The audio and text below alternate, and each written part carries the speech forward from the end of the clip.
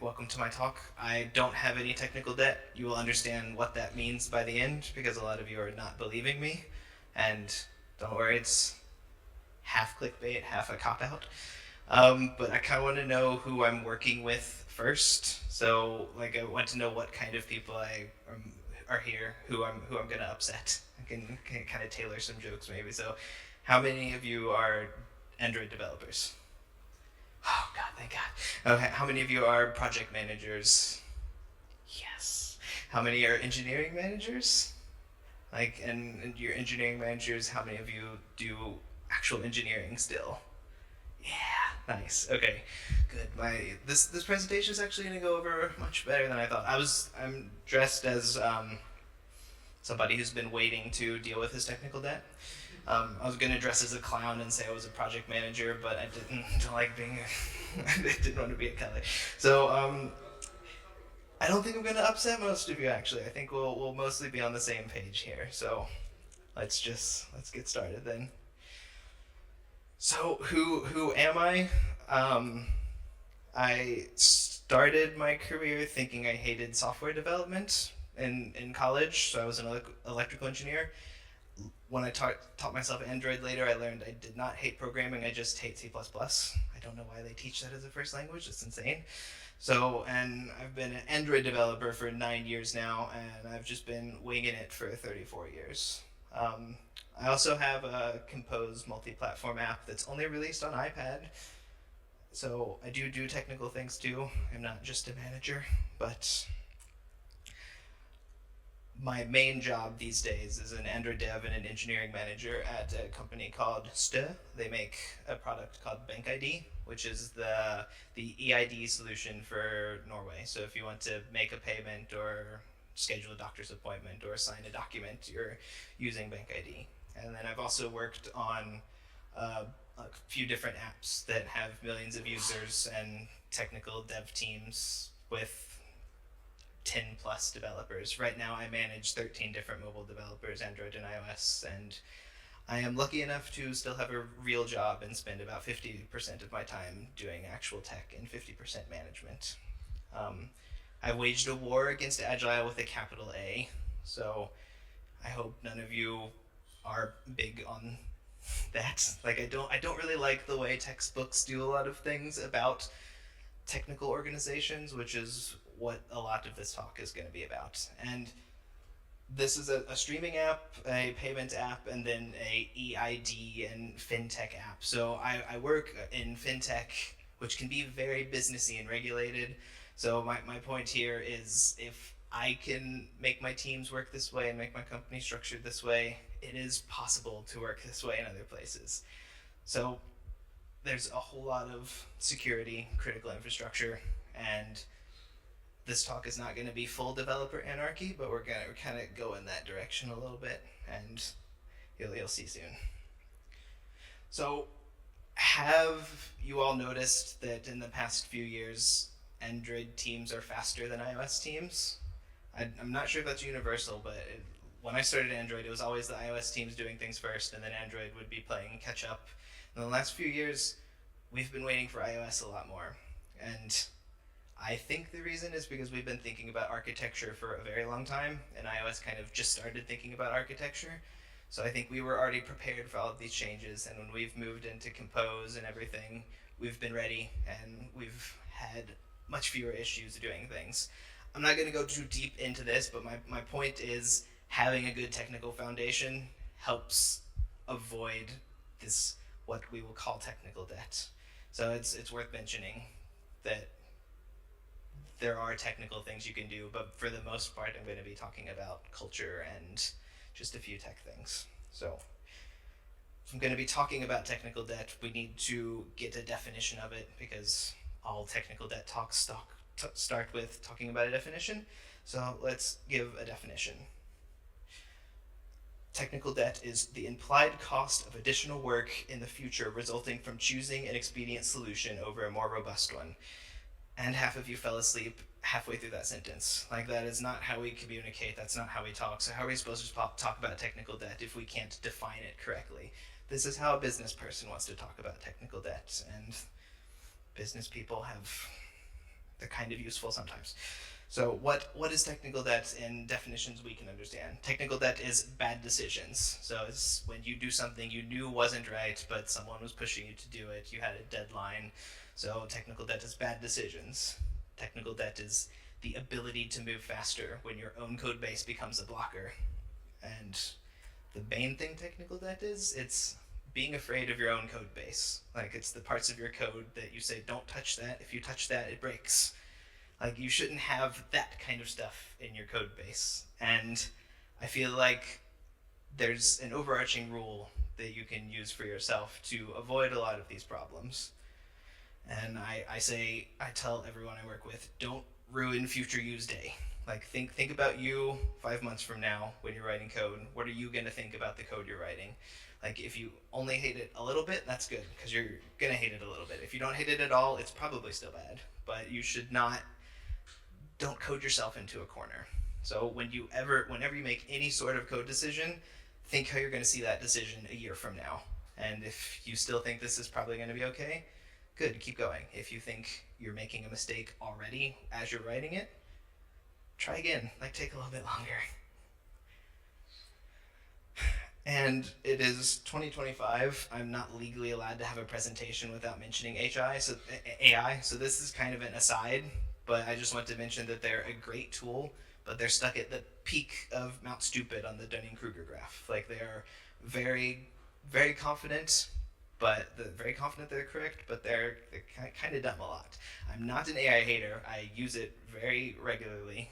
But if the LLMs were people, they'd be exactly the kind of person you don't want to work with, because they're the kind that like think they know everything, but they're actually kind of dumb. So they don't have imposter syndrome, and you want people with imposter syndrome. So if you trust them to do too much, the rest of the points of this talk are not going to matter. So, and if you think most of the code you write with AI is really good, I have bad news for you. You might not be that good. So don't let AI write your code, let it help. And this, like, if you can't see, it's kind of small, but this is an example. I made a pull request, and we have Copilot reviewing all of our pull requests, and it recommended that I undo the code that the pull request made to fix the bug. So I just said, you want me to reintroduce the bug that this pull request fixed? And it's like very, very confident. It didn't say, maybe you should do this. It said, this is a problem. You've got a bug. And then I also, I was affected by, or my company was affected by the Azure outage a couple of days ago, and happened a few months after Microsoft talks about how much of their code is being written by AI, and I have to think that these two things are correlated together. So just be careful with AI. Use it as a tool, not as a coworker, and that's how you're going to avoid a good chunk of technical debts 2 years from now, because we're not going to know the damage until much later. And then a disclaimer for the rest of my code. Like, you don't need pretty code to have a good product, and there are plenty of examples in here. Like, if you've seen the source code for the game Celeste, it won lots of Game of the Year awards. It's a monster of a code base with giant 5,000 line files. Obviously a great product. Telegram, basically made out of technical debt. The entire app is absolutely insane. If you've ever tried to go look through their open source code base, it's just a bunch of Java files that are 6,000 lines long. I feel like I'm a pretty good Android developer. I have no idea how this functions and makes a good product. So my point is, a good product doesn't require good code, but if you're gonna need to maintain it, like if you're gonna see it again, you probably want it to have good code. And then a point is, if the code doesn't make sense, how do you expect the product to make sense in the future? So that's just some disclaimer. Like, I'm not saying all code has to be perfect, but like I said before, a good foundation will help all of these points. So I'm gonna structure this with some hot takes. Not all of them are very hot. Some of them, I think, I have a room full of peers this time, so I think some of them might not be that hot, but I'm going to give you some opinions and some ways you can fix them. Some of them might be hard to apply to your organization, but I think you can at least try. And some of these are going to be more on the extreme side, because if you want to make change, you have to start on the extreme side and then find a compromise. But culture should come from the bottom up. Like, culture needs to come from the developers. So a lot of companies, HR makes a culture and then says, here, this is how you're all going to act. But that's not how things actually work in practice. And just, if you ever use the word burn down or anything like that, you have technical debt as part of your structure, and you're going to have technical debt if you're working like that. So you're doomed if you're using the word burn down and tracking charts and times like that for everything.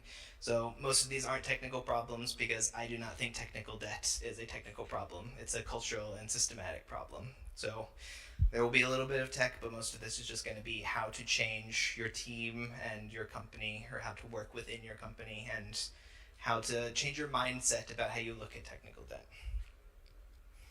So, hot take number one: devs don't create technical debt. So, you see this, it's a tale as old as time. There's a deadline, the business people or product people are pushing the developer to get code fast. Like they have to get this out now. So what do? You do it, and then yay, it released. Everyone's happy, but the developer knows, like, this is we're ready for something, and then like it catches fire as expected, and you think things are working, but for how long? Then they don't. There's a retrospective where people say, okay, let's fix the technical debt now, but then instead of actually fixing anything, there's a new deadline and the cycle continues, and you just get back into this, and it builds and builds and builds. So this is not the developer's fault if this is how you work. This is the system that they're working in. This is the product owner. This is the leadership. This is a whole mindset that the company has to deal with, and the developers have to kind of stand up for themselves at some point. I'll get back to that more later, but like, if you're waiting for time to get to handle technical debt, you're gonna end up looking like me, and you don't want to do that. So being aware of this pattern is step one. Recognizing the problem is step one of solving the problem, right? So here's some obvious points that I'm not telling you for the first time, but I need to just put them on a slide. So developers need to be involved from the decisions from top to bottom. Developers do not need to be in all of the meetings. I have a point about that later too. But if there's going to be a decision being made, there needs to be a technical person in the room. If it's all other people discussing things and then the developers are looped in later after a decision is made, you're going to be in that cycle. There's no point. As a developer, everything will take twice as long as you think it will, and we know that. And it will take 4 times as long if you're talking to a project person or a non-technical person. And that's like, all of us are guilty of that. Like, we're like, yeah, I can do this in 2 days, and it takes a week every time. And then so you would want the product people to think it takes you 2 weeks or 3 weeks. If you think it'll take 2 days, tell them way bigger. And I'm not the first person to say this, but you do have to work like that. So you own the code, you know what's going on, and you need to take ownership of your own code. So hot take number 2. This one is not that spicy because I think most people know this is true, but your code isn't that great. Don't be afraid to let it go. Because how many times, I am guilty of this multiple times too. Like, you spent 3 days making your code that looks like this. It doesn't work, but you just spent 3 days on it. So you keep going. You spend a few more days, and now your code looks like this, and it works. So you say, yes, it works, but you have no idea why it works, and definitely nobody else knows why it will work when someone else has to look at it next week. So my point here is, when you got to the step 1, you should have said, okay, I'm on the wrong track. Throw it away, start over. Yes, you spent 3 days on it, but those 3 days you already spent are going to turn into 2 weeks a few months from now when people have to look at this again. So don't let a small amount of hard work make technical debt. I don't like defining it like that, but don't write your own technical debt. You know when you've done something bad. Just throw it away, start over. Your code's not that great anyway. You're going to hate it 2 years from now regardless. Hot take number 3. Everyone in this room is going to agree with this one, so it's not very hot. But that meeting really can be a Slack thread. And I'm not going to spend a whole lot of time on this because there's actually a very perfect article online about this, just about why developers need deep work. and you should not break a developer's flow state.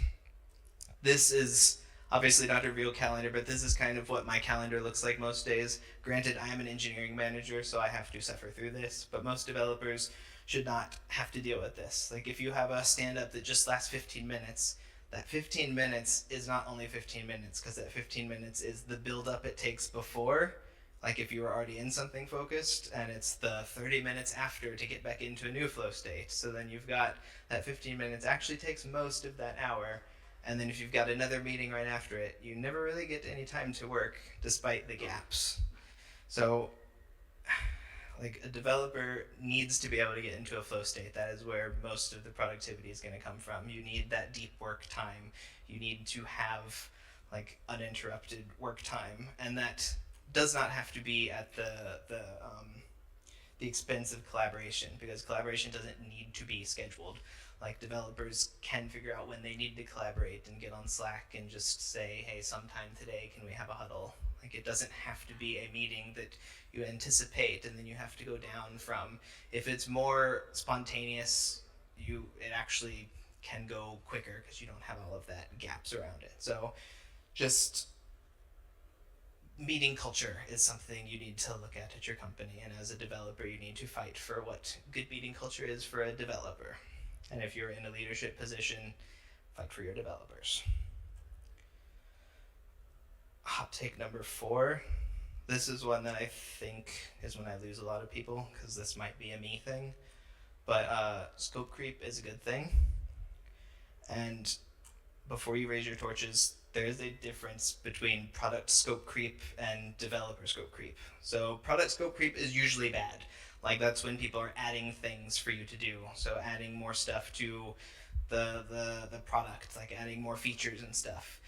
When I say developer scope creep, I mean something like, oh, well, we need to actually refactor this code that we just wrote, even though that's not the task you're working on. So developer scope creep can fix and prevent technical debt if it's used correctly. So you're probably, hopefully, the one making the GitHub issues in your repo, and I don't know if you know this, but you can edit and add more things to that issue, and then technically you're still doing what you're supposed to do. Is it scope creep if it's all in the issue?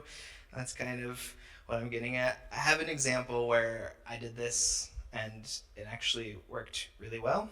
So in this moment, I felt really guilty for what I did, but in hindsight, this has been one of the best things that has made us be able to move quickly. So we were replacing our network stack. We were switching from retrofit to KTOR, and in the process, we were like, why don't we use plugins from KTOR instead of OK HTTP interceptors, so we can get coroutine, structured concurrency everywhere. I needed to make one new interceptor, but then I made one new interceptor, and then I started making more interceptors, and I just saw them all, and I was like, okay, so I can either make this interceptor and leave multiple ways to do things, and then when you're on a big team, you're like, everyone is not seeing all code all the time. So like, if I leave OK HTTP interceptors in there, people are going to keep working on those and keep expanding them. So I just removed them all, and we found so many pain points early in that process. Yes, it took me a week extra than it did before, but we found all of the pain points. There were no more OK HTTP interceptors left, and it was actually great. Like, we were just able to move so much faster after that. So it was really slow first, and then the question that comes up from this is a giant pull request, and that's usually seen as a bad thing. But pull requests also don't have to be asynchronous. Like, they can be collaborative. You can have a collaborative pull request. So when I do something like this, or when the other people in my team do something like this, we have a huddle on Slack, and then we basically we pair program the pull request, basically, pair review the PR. And then everyone learns the stuff, and then you don't have to wait for someone to review it. You can just all do it at the same time. And to work like this, though, you need a couple of rules. So my Android team has a couple of rules that are not groundbreaking, and I'm at a Techlead Summit, and I'm saying you need good tests. So I get I'm preaching to the choir here, but you need to be able to change your code base without being afraid of it. And unit tests are critical, so you're not afraid of making sweeping architectural changes, because then if your test pass, you know you're pretty safe.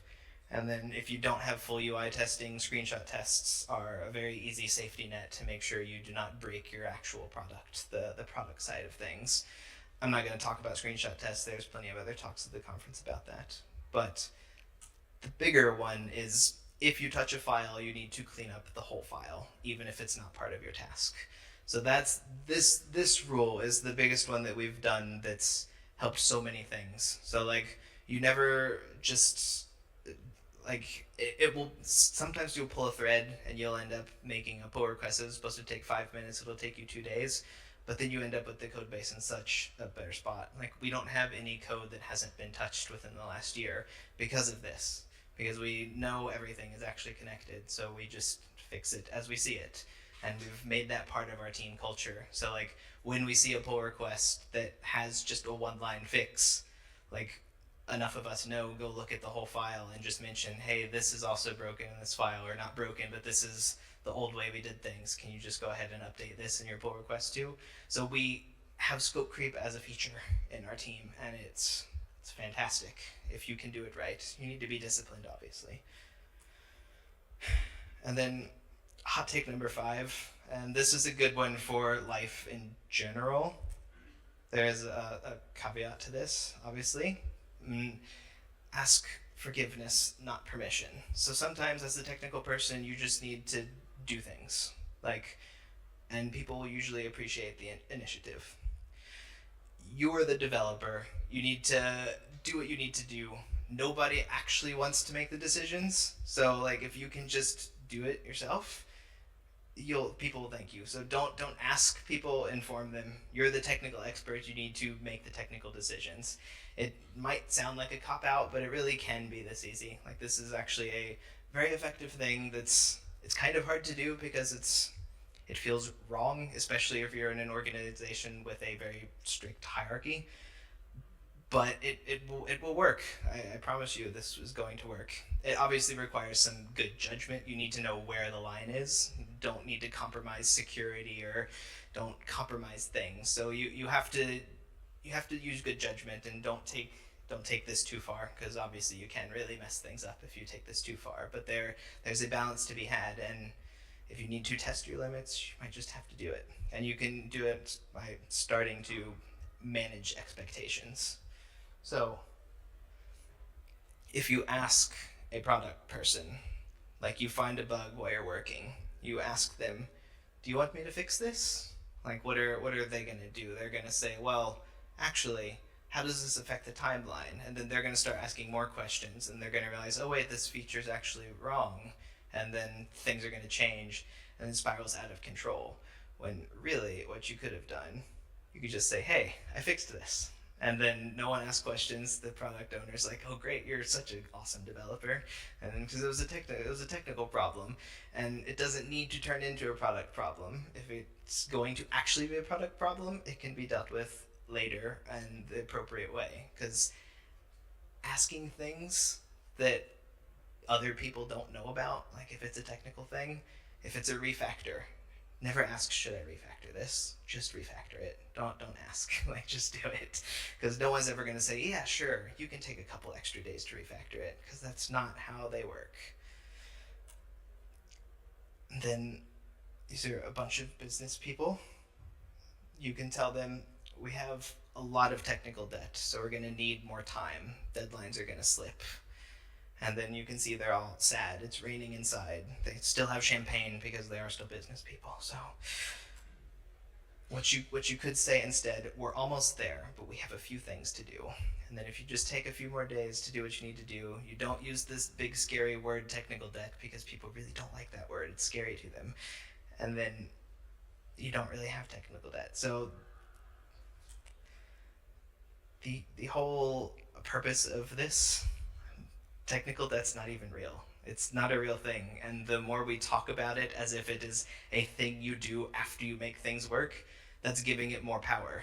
Like, that's making it a thing that you have to do later. It should not be a thing you do later. I think the idea that technical debt is something you solve after you make things work is what technical debt is. So if you are considering it, if you have something on your backlog to deal with technical debt later, that is the technical debt. It is not the actual code. Because most of us are developers in here. We know everything we write is technical debt 2 years from now, right? So why does it make any sense that the code that's already there is called something different? We know we're writing technical debt because that's what we do. All code is technical debt. Because if you see code you wrote 2 years ago and you don't cringe, that means you haven't learned anything. And that's probably not good. So I don't think we should give it power by acting like it's something else. We should just treat it as if it's part of the process. It's just writing code. Like you don't, it's not something different. And this is very much a mindset, and it feels like a cop-out, and that's what I was saying. So my title, I don't have any technical debt. This is kind of a cop-out because I don't believe technical debt is a real thing. I think people give it more power than it needs to have. So to tie everything together, you can't be a slave to your own system. The way you work should define the system you work in, not vice versa. So you don't need to try to have some framework like Agile or something and then try to work that way.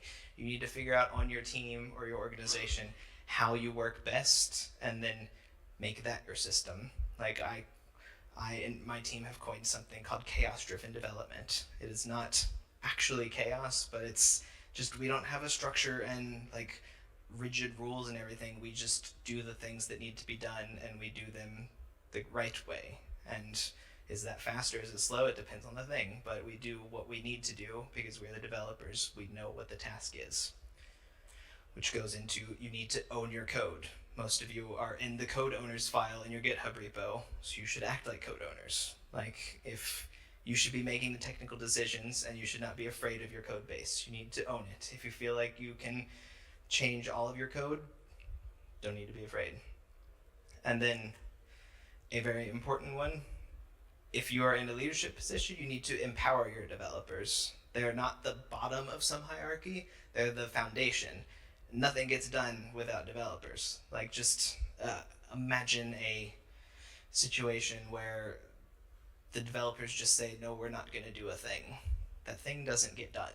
So that's why I'm not preaching full developer anarchy here, but if you're a developer, you need to know your value. You have a lot more power than a lot of systems think you have. So you need to actually exercise that and use it. Like you need to be the technical expert and find the compromises with people. Like you don't just do other people's work, you're doing your work. You are making the product, you are the product.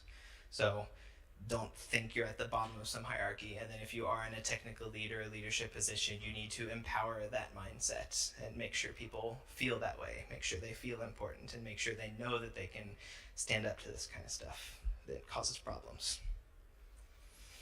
So by practicing all of these principles, my team is at the point where the speed of development is kind of annoying. It causes problems for us. Like Android has become the prototyping platform, since we always have time to test things out because we're always waiting for iOS. So whenever we need to change things, we're like, yeah, we can do that. And then you'll have iOS crying like, no, we can't change that. That's stuck there. And then we're like, yeah, whatever. So there's no code that we haven't touched in years. And even the parts we don't like, we're not afraid of. We just don't like them because sometimes you have to write code that you don't like because unfortunately we do live in the real world still. So don't fear your own code. Do what you need to do. Like, be a developer. Know that you're powerful.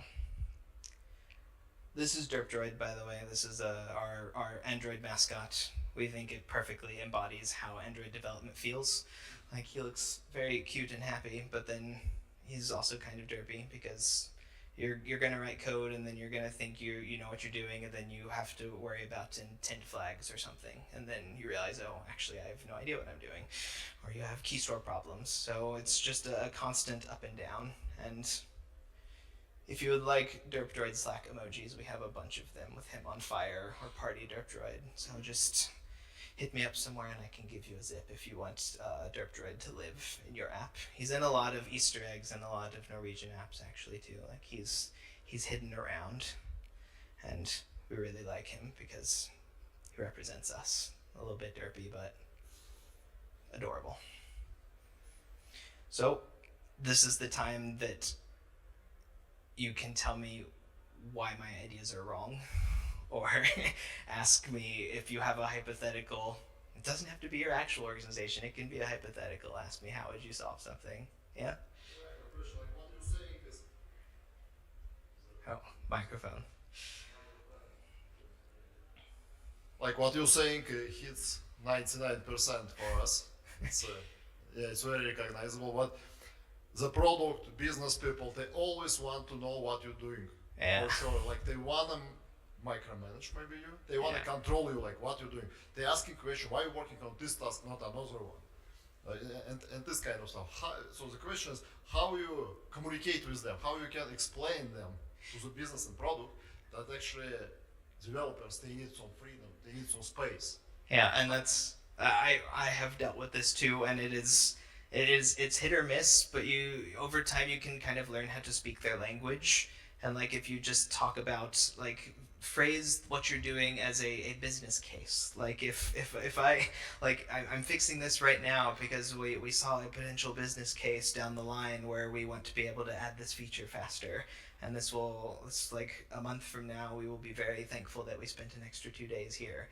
Obviously all of this stuff has caveats and exceptions to rules. Like if you need to do a refactor that's going to take you 3 extra months, that's probably a deal breaker, and you need to figure out how to change the wheels of a moving vehicle. But that's another talk entirely. I've done that too, but this is more like the smaller things. And just I don't have an exact answer for you, but they speak a certain way, and you kind of need to just speak their language. Like as a developer, you need to tell your other developers how to speak their language and tell them what they want to hear, kind of. Tell them what you need in the words that they want to hear it, which it's not a silver bullet, but it works. And sometimes you just have to tell them something and then do it anyway, and then they might not ask again because they only care in that moment. If they're micromanaging, they just want to feel like they're important and they're doing something. So just make them feel important and keep doing what you need to do.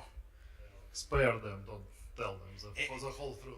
Exactly, yeah. They tell them what they need to know, not everything. Like keep some things to yourself. Yeah. So you said about you don't ruin future use day, but I've also seen this go the other way in my company where we can sort of get to over engineering things, trying to anticipate future requirements, which we think we know what we're going to need in the future, but things can change and we can end up wasting time trying to anticipate things that actually might not happen. So how do you sort of balance those two things? Don't be afraid of making that mistake, because you are going to make that mistake. You're absolutely right. Like sometimes you are going to over engineer something, but then I guess it depends on the type of person you are. You need to learn from yourself, like, because there have been instances that I've seen where we released something that seemed super over engineered, and then 5 months later we were like, oh yeah, it already does this, and then we were like, yes, and then the other team was like, oh crap, we didn't think about this at all. Like we did. So it's just you can't be afraid to make that mistake. So do it, and over time you should learn yourself and the product you work in. Like if you're all new on a new product, it's going to be very hard to know what is going to happen. So it's a developer's favorite answer. It depends. Thank you. Yeah.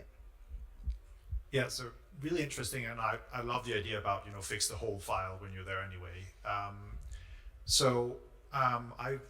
I've watched Kevin Henney's talk about technical debt, and he argues that you only have a problem if you have unmanaged technical debt, and that you should actually use it, like steer it or lean into the metaphor, and kind of like launch and iterate. So like lock down. We know we did it fast here, like on purpose to go to market faster.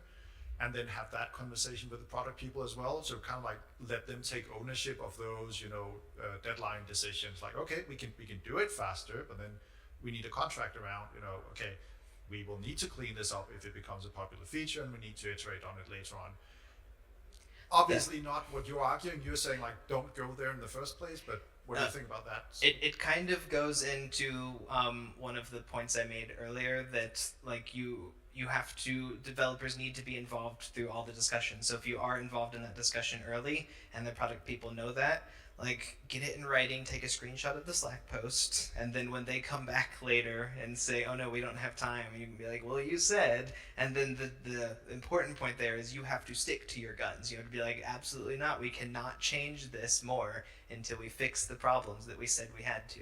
And that's the part where developers have to kind of put their foot down, and you just have to not be bullied by leadership, basically, because you can do that, because as I said, they can't do anything without you writing the code. So it's a matter of confidence. But if you're involved from the start, you can potentially avoid that. But yeah, we have parts in our code base too that we're like, we know we did this wrong, but if anyone ever wants us to change it, it's going to take much longer. And we have that in writing, and I have screenshots saved because I've learned from my mistakes. Like, I will throw their words back at them.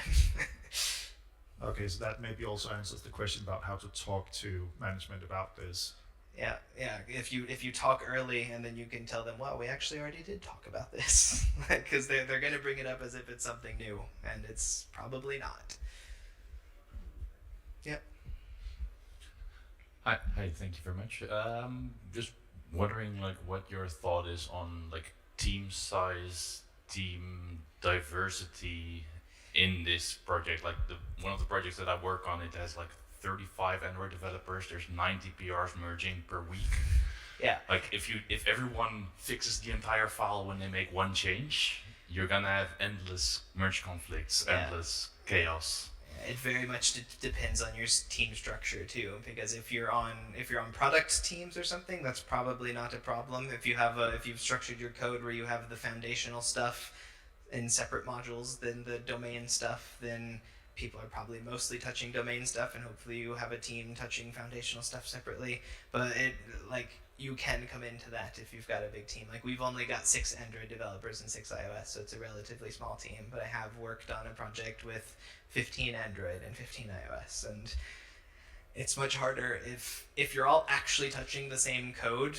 I might argue that your code base is probably set up wrong, which would be considered some technical debt, and you should work on getting rid of that. But that goes into the changing the wheels on a moving vehicle argument, where that's an entire separate talk, but it's something we're all also going to have to deal with.